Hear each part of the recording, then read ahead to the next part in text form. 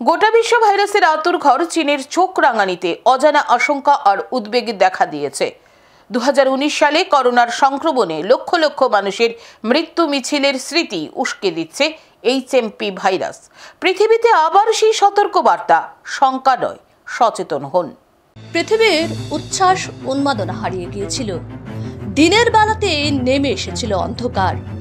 প্রতি মুহূর্তে পৃথিবীর মানুষকে লড়াই করতে হয়েছে জীবন মৃত্যুর সঙ্গে।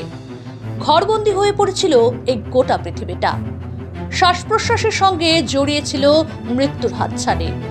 মৃত্যুর হিসাব রাখতে রাখতে ক্লান্ত পৃথিবীটা বলছিল, কবে থামবে মৃত্যু মিছিল।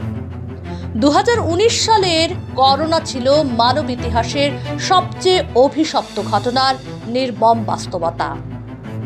করোনার দংশনে গোটা পৃথিবীর মানুষ মৃত্যুর শীতল স্পর্শের তীব্র আতঙ্কে দিন কাটিয়েছে মাস আর বছর। অবশেষে করোনার গ্রাস থেকে মুক্ত হয়ে আস্তে আস্তে স্বাভাবিক ছন্দে ফিরে আসে পৃথিবী। নতুন বছর শুরু হতে না হতেই আবার এইচএমপি ভাইরাসের আতঙ্ক ছড়িয়েছে। এবারও ভাইরাসের জন্মদাতা সেই চীন। নতুন ভাইরাস ছড়াতে শুরু করেছে গোটা পৃথিবীতে। তবে চীনের প্রতিচ্ছবি করোনাকালের স্মৃতিকে নতুন করে ফিরিয়ে এনেছে। এইচএমপি ভাইরাস নিয়ে পৃথিবীতে আলোচনা শুরু হয়েছে। কোন বয়সের সংক্রমণের সম্ভাবনা বেশি, সতর্কতার সাথে কি করতে হবে তার নিদান দিচ্ছেন চিকিৎসকেরা। বলা হচ্ছে আতঙ্ক উৎকণ্ঠার প্রয়োজন নেই। তবে কি আবারও মাস্ক ও মানুষের সেই বিভীষিকাময় ছবি, আর মানুষে মানুষে দূরত্বের বেড়াজালে আটকে যাবে পৃথিবী? কি বলছেন চিকিৎসকেরা? প্রথমে বলি, যে বিষয়ে আপনি জানতে চেয়েছেন, এই বিষয়ে আজকে আমরা সবাই মিলে কথা বলেছি, পিডিয়াট্রিক্স ডিপার্টমেন্টের সবাই মিলে। তো যেই সবার সম্মিলিত জ্ঞানে যেটা উঠে আসলো, যে প্রথম বলবো, ভয় পাওয়ার কিছু নেই, টেনশন করার কিছু নেই, এবং আতঙ্কিত হওয়ারও কিছু নেই।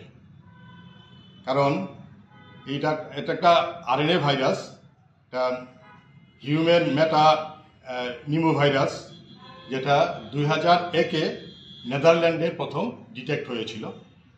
তো এটা সাধারণত ছোট বাচ্চারা 6 মাস থেকে 1 বছরের মধ্যে দেখা যায়, এবং ওল্ড এজও আবার হতে পারে। সাধারণত কমন সিমটম যেটা থাকে, কাফ অ্যান্ড কোল্ড, বাচ্চাদের ক্ষেত্রে ব্রঙ্কিওলাইটিসের ফিচার থাকে, এবং ট্রিটমেন্ট সবটাই সিমটোমেটিক।